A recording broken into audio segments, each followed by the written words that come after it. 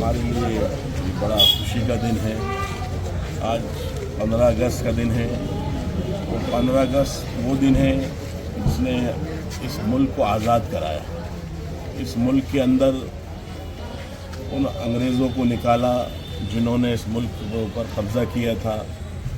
तो आज अल्हम्दुलिल्लाह अल्लाह ताला ने हमें इस 15 अगस्त के दिन आज़ादी दिलाई इस मुल्क में। और आज हिंदू, मुसलमान, सिख, ईसाई उन सब की कुर्बानियाँ हैं।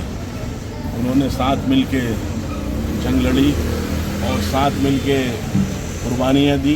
तो आज अल्हम्दुलिल्लाह हम सब मिल के इस मुल्क में आज आज़ादी की सांस ले रहे हैं और आज़ादी के साथ हम अपने इस मुल्क में 15 अगस्त की खुशियाँ मना रहे हैं। ये हमारे लिए दो खुशियाँ हैं, एक 15 अगस्त की खुशी और एक 26 जनवरी की खुशी। यूँ कहिए कि हमारे यहाँ मुसलमानों में कहा जाता है कि दो ईदें हैं। तो जैसे एक बकरा ईद होती है और एक ईद उल अज़हा होती है, तो ये इसी तरह ईद उल फ़ित्र, ईद उल अज़हा और ईद उल फ़ित्र होती है। तो इसी तरह अल्हम्दुलिल्लाह अल्लाह ताला ने हमें दो ईदें दी हैं, एक 15 अगस्त और एक 26 जनवरी।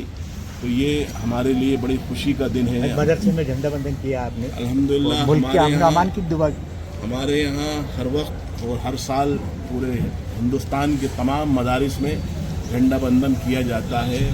और ये कोई नई बात नहीं है।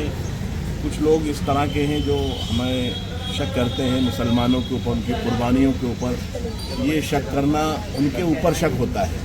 उनकी कुछ इस मुल्क में कुर्बानियाँ नहीं हैं और ये कहते हैं कि मुसलमानों की इस मुल्क में कोई कुर्बानी नहीं। सबसे ज़्यादा कुर्बानी अगर दी है तो मुसलमानों ने दी है।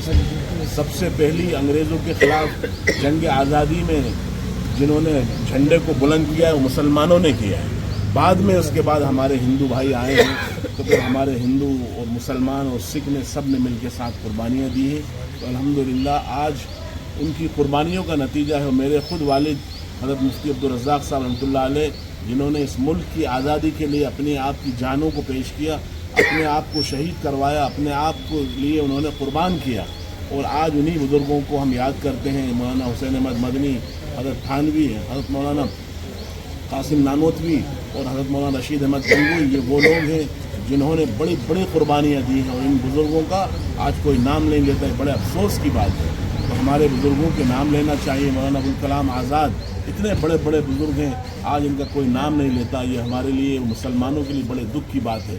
हम ये चाहते हैं कि मुसलमान इसमें शरीक है और हिंदू भी शरीक है, लेकिन मुसलमानों को आज भूल गए और आज सिर्फ एक तबके को याद किया जाता है कि सिर्फ इसमें हिंदुओं की कुर्बानी है। ये उनकी गलत फहमियाँ हैं।